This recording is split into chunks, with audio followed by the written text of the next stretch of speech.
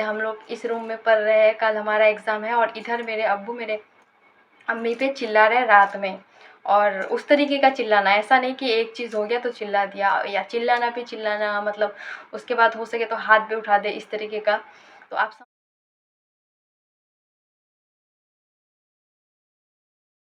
Hello family, जय श्री राम। कैसे हैं आप लोग? उम्मीद है कि आप सब लोग अच्छे होंगे। मैं खुशी स्वागत करती हूँ आप सभी का हमारे यूट्यूब चैनल लेके कपल ब्लॉग्स में।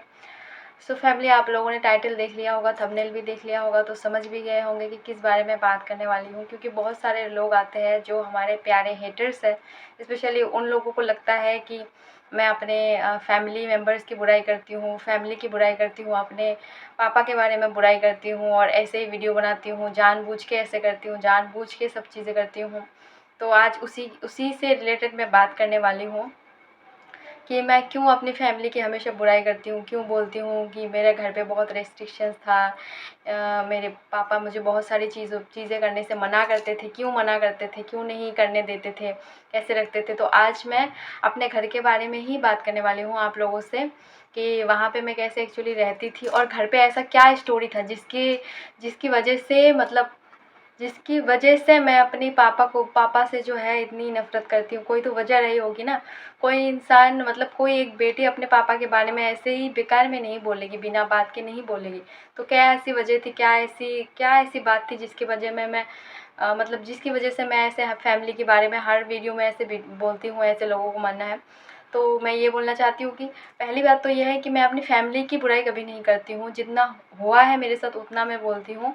और दूसरी चीज़ ये है कि मैं अपने पापा की हमेशा बोलती हूँ कि मेरी पापा मुझे नहीं पसंद है। मेरे अब्बू जो है वो, उनकी आदत नहीं पसंद है, उनकी मतलब जो उनकी जो थिंकिंग है, उनका जो चीज़ें वो नहीं पसंद है। उसके बारे में ही बात करने वाली हूँ। तो शुरुआत होती है मेरे घर से इस चीज़ की। और ये बचपन से मैं बताना चाहती हूँ कि किस चीज़ की वजह से धीरे धीरे मेरे अब्बू के लिए मेरे दिल में नफ़रत पैदा हुई थी। जो छोटे हम थे ना, तो तब भी घर में मम्मी और पापा के बीच में कलेश देखते थे हम लोग, मैं, दीदी। एक तो भाई नहीं थे हमारे। तो बहुत सारा चीज़ ऐसा था जिस टाइम हम बच्चे थे, कुछ बोल नहीं पाते थे अपने पापा को, ठीक है। और ऐसा था कि जब बड़े होते गए धीरे धीरे, चीज़ें बढ़ते गए उनका, और बढ़ता गया उनका बिहेव मेरी मम्मी के प्रति, मतलब रवैया, और भी बाकी सारे जो चीज़ थे उनके, मतलब मैं खुल के बोलना नहीं चाहती हूँ उनका कैसा कैसा बिहेव था मेरी मम्मी के प्रति, क्योंकि वीडियो में मुझे नहीं अच्छा लगता ये सब चीज़ें ऐसे बताना। और तो इसके लिए मुझे नहीं वो पसंद थे। और बहुत सारा ऐसा भी सिचुएशन आया था जहाँ पे मन होता था मतलब वो होता है ना कि बाप के जाके एकदम सर ही फोड़ दूँ। लेकिन ये है कि गुस्सा आता था अंदर से, लेकिन कभी करे नहीं ये चीज़, ना कभी, मतलब ऐसा सोचती थी उस टाइम। तो ऐसा कुछ किया नहीं था कभी, वो बात अलग है। तो ये सब चीज़ें जब धीरे धीरे बढ़ते गए ना, तो जब हम बड़े होते गए, समझदार हो गए, बड़े हो गए, कॉलेज, स्कूल से कॉलेज तक पहुँच गए, तो तब ना उनके प्रति एक ऐसा, मतलब बोलते हैं ना कि नफ़रत हो गई, जैसे कि वो इंसान तो कभी बदलेंगे नहीं। तो मन में एक घृणा, नफ़रत हो गई कि इनसे नहीं अच्छा लग, मतलब ऐसा तो है कि वो जो बोलते थे घर पे करने को, जो भी चीज़ करते थे वो तो हम मानते थे, एक-एक चीज़ मानते थे। लेकिन अंदर से वो होता है ना जो प्यार मोहब्बत होता है पापा के प्रति बेटी के, तो वो चीज़ नहीं रही। धीरे धीरे वो कम होता गया, दिन ब दिन वो ज़्यादा ही कम होता गया उनके बिहेवियर की वजह से। और वो ऐसा है कि मेरी मम्मी के प्रति उनका जो वो था ना, उसकी वजह से ये चीज़ हुआ। और एक टाइम तो ऐसा आया जब मेरी, मतलब दीदी की शादी हो गई, शादी-वादी की बात चली मेरी दीदी की, बड़ी दीदी की। तो ऐसा हुआ कि वो बड़ी थी, तो जब ज़्यादा अब्बू मेरे मतलब अम्मी के ऊपर चिल्लाते थे या कोई भी ऐसा बुरा बिहेव करते, तो वो सुना देती थी कि बहुत हो गया, ऐसा नहीं चलेगा अब, ये वो। तो ऐसा होता था ना उस टाइम, थोड़ी देर के लिए चुप हो जाते थे। लेकिन कब तक, मैं तो कभी नहीं बोल पाती थी, मेरी दी थोड़ी-थोड़ी चीज़ें बोल पाती थी अब्बू को जो है। कोई भी, मतलब ऐसा सिचुएशन जब ज़्यादा एकदम माहौल ख़राब हो जाए तो दीदी 1-2 जगह पे बोल देती थी। लेकिन कब तक, जब दीदी घर से शादी होके चली गई तब तो फिर से मैं अकेली बड़ी, और मैं कभी कोई चीज़ ऐसे उनको बोल नहीं पाती थी खुल के कि ऐसा-ऐसा। और जब जो चीज़ वो बोलने को बोलते थे, करने को बोलते थे, जैसे रहने को बोलते थे, पहनने को बोलते थे, करने को बोलते थे, सब चीज़ें हम वैसे ही करते थे मम्मी और मैं, घर पे एक-एक चीज़। उस इतना सब कुछ करने के बावजूद, मतलब इतना वो हदीस पढ़ने के बावजूद, नमाज़ पढ़ने के बावजूद उनके बिहेवियर में कभी चेंजेस नहीं रहा। तो ये सब चीज़ें ना मैं ये हमेशा सोचती थी कि कोई इंसान ऐसा कैसा हो सकता है, मतलब अल्लाह तो बोलते हैं ना कि अल्लाह का इबादत करो, नमाज़ पढ़ो, तो उस इंसान का दिल तो पाक होना चाहिए, साफ़ साफ़ होना चाहिए। तो फिर मेरे अब्बू ऐसे क्यों हैं, मतलब इतना सब कुछ करने के बावजूद भी मतलब ऐसा बिहेव उनका क्यों है। आप बोलने वाले के आगे बोलेंगे फिर से मैंने ऐसा वैसा बोल दिया, लेकिन ऐसा कुछ नहीं है। बस कुछ कुछ चीज़ें सोच के मेरे अपने मतलब खुद के अब्बू है, बाप है, तो ये सब चीज़ें सोच के मैं तो कुछ-कुछ चीज़ें मैं बोलना नहीं चाहती हूँ। लेकिन जो-जो चीज़ मैंने बचपन से फेस किया है ना वहाँ पे, ऐसा नहीं कि मुझे खाली रिस्ट्रिक्शंस था घर पे इसलिए मैं अपने अब्बू के बारे में बुराई करती हूँ।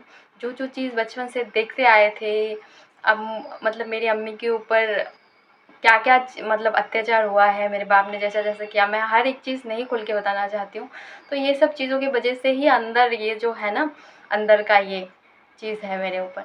कोई बात नहीं, लेकिन है तो अपने पापा ही, इतना तो मुझे भी पता है। तो कुछ-कुछ चीज़ें इसलिए मैं वीडियो पे नहीं बोल पा रही हूँ, आप लोग समझ सकते हैं, जो भी हमारे यूट्यूब के सपोर्टर्स हैं, वो लोग तो समझ ही चुके होंगे। तो ये वीडियो जो था स्पेशली हेटर्स के लिए था, जो लोग आके मुझे गंदी कमेंट करते हैं, लिखते हैं कि मैं जानबूझ के ऐसे करती हूँ, जानबूझ के मतलब पापा के बारे में ऐसे गलत बोलती हूँ, अपनी फैमिली मेम्बर्स के बारे में गलत बोलती हूँ। वैसे आज तक तो मुझे नहीं लगता है कि मैंने अपनी फैमिली मेम्बर्स के बारे में गलत बोला है। मैं अपने पापा के बारे में ही स्पेशली मैं बोली हूँ कुछ वीडियो में कि ऐसे-ऐसे है उनका बिहेव, बाकी तो सबके बारे में मैं नहीं बोलती हूँ। हमारे घर पे मेरे चाचा मतलब पूरे ख़ानदान में, जैसे मेरे अब्बू के और उनके छोटे 4 भाई हैं, मेरे अब्बू बड़े हैं, तो उन लोगों ने भी शादी किया है, तो उनका बिहेव इतना ख़राब नहीं है जितना मेरे अब्बू का है, मैं इतना बोलूँगी। वो अपनी बीवी बच्चों को बहुत मतलब वही बोलते हैं ना हैप्पीली रखते रखते हैं, इतना कुछ नहीं है। सबके तो फैमिली में कुछ ना कुछ प्रॉब्लम, थोड़े बहुत अनबन, झगड़ा-वगड़ा होते रहता है, वो तो सबके फैमिली में चलता है।